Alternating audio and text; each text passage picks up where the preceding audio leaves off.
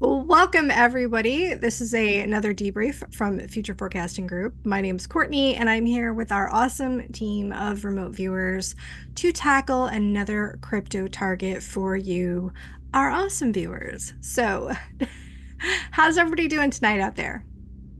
Nerd, but doing good. Doing well. All Good. right. It's a little, I think summer sleep deprived with staying up late watching election coverage, but Well, the doing a crypto was kind of a nice relief from all the current events because it's so totally separate.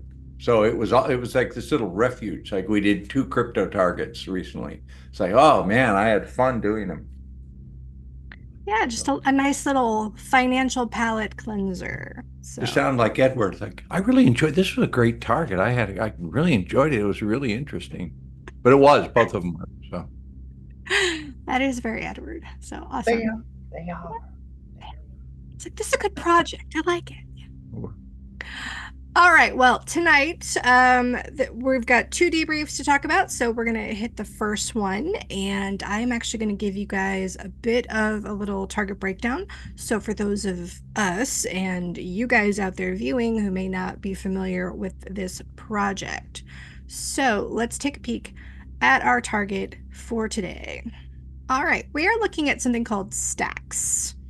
And as far as what we're looking at, projected performance out to October of 26th, there is our target ID, and today's date is November 6th. And as far as overall what the tasking, we ask the viewers to look at this particular target, look at its market fluctuations for the next 2 years, and record that in graphs and charts. Have you guys heard of this one? Any thoughts? Let me end share. New to me. I'm surprised. If this thing has been around since 2013, never heard of it. Yeah. Well, as far as sessions, let's start with Daz. Since you're top of my screen, Goddamn. let's Okay. get bracket. So I guess that's positive. But I don't know it. Don't like it. Didn't get a good connection with it. Do you think that the fact that this is kind of like dug in like a tick on the Bitcoin network and kind of like so intertwined might be kind of making it a little bit difficult to get a feel for it as an individual project? I don't know. I'm gonna have to wait and see what the other guys got. Yeah. I just find it really hard to connect to anything on this. Maybe that happens to me on things that I just don't want any involved with or don't like. I don't know. And I think that's a big possibility. But yeah, I just couldn't get any really interesting data. Although the data looks like it's going to be up for it, but doesn't excite me in any way at all. Sorry. Oh, hey, you gave your, you have your data, then it's always that two-part thing. You have your data and then you have your actual sentiment as a viewer about it. And, those things don't always jive. So I think that's honest. Derek, let's see your data. How are you feeling about this one? Yeah, I mean, I had a really positive feeling of it. I mean, if I, we did a crypto a couple of months ago where when we broke from the meeting, it was such positive reveal that I think Daz and I went and put money into whatever I can't remember which one was it, Theta, something like that.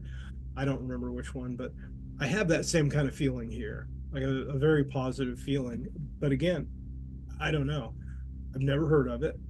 If it's been around, sounds like it's been around for a long time. They've got their own niche. When I look at their website, they have, I don't know, 50 spin-offs from the backbone of, so it's on the Bitcoin like protocol.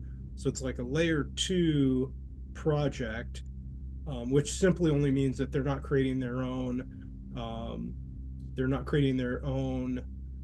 blockchain. The whole ecosystem rides on the back of an existing one, and in this case it's Bitcoin, which is incredibly stable. I think Bitcoin's here to stay. So Well, and I love the way that you phrased that because that was what it reminded me when you were like doing the horse and rider metaphor. Because to me, that like I was thinking that could be a person, but it could also be metaphoric about how this is actually riding on the Bitcoin as the partnership with the horse being, like Bitcoin that this is riding on. So I Yeah. thought that was kind of interesting. Yeah, I hadn't thought about that. Good Yeah. perspective.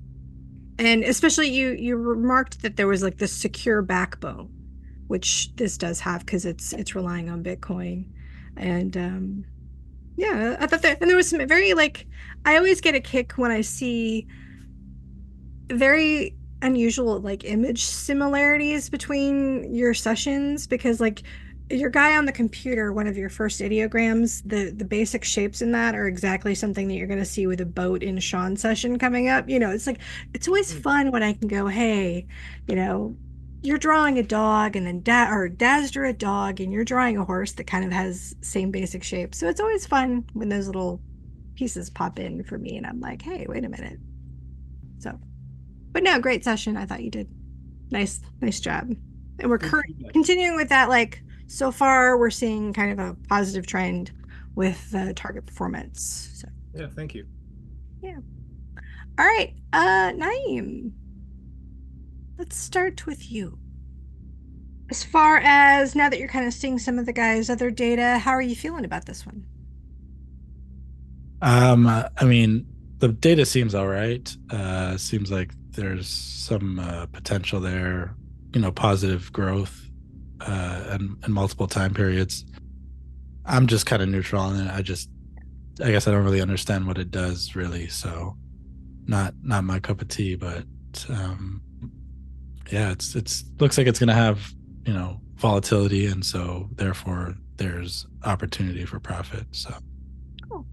I'll be curious to see because in Derek's session, we saw sort of like a hearing or some type of regulatory kind of a thing, and that's a thing that kind of pops up, I think, in at least one other session. So your remark in yours that they get some sort of favorable news or something like that, I thought was an interesting indicator to kind of be on the lookout for. All right, Edward, let's see how you're feeling about this one. Let's check it out. Never heard of it. So that is how it went. Like I said, I'm not familiar with this project, but in a little bit of I'm looking at it because it's number 34 in the market cap. There's, it's $1.72. It's not, they're doing okay. They got some money there, and I'm looking at why it might be. And apparently, this stacking, which is like a staking, their version of a staking, the rewards are in Bitcoin. So you stake them or stock or whatever they do, and you're rewarded in Bitcoin with a reward yield of 10%. So I can see how that could be very attractive for people to make some Bitcoin just by buying this, stacking it or whatever, and getting paid out. 10% is not too bad.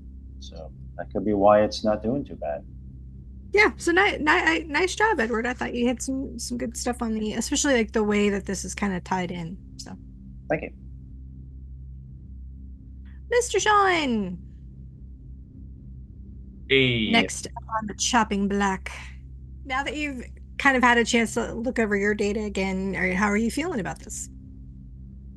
Again, I felt like it was going to be one of the more solid performers from some of the cryptos we've done. And obviously it had its ups and downs. So there's going to be some volatility for people to capitalize on the peaks and the valleys. But yeah, it's interesting because sometimes we do these and I just get a bunch of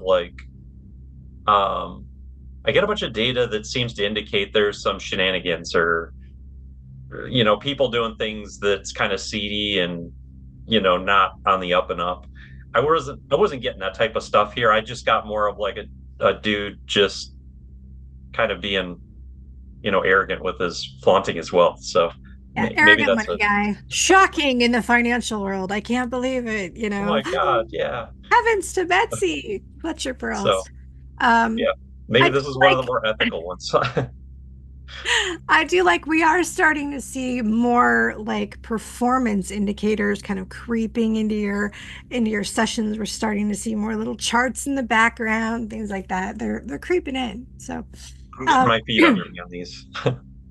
I did note I liked the you had like the stacking of the coins, and then you had that like coin to cash, kind of like through the tunnel and it becomes cash kind of a thing. I so that idea that these different types of um coinage or currencies are actually connected. I think that was something that you could interpret from your session. So nice job. You Courtney. All right, Dick, it's your turn.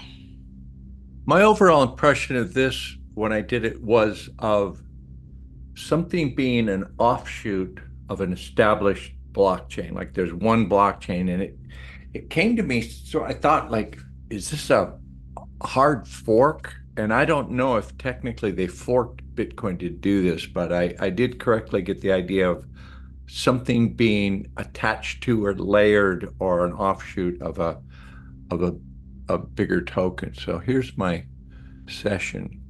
Well, thank you very much for that take.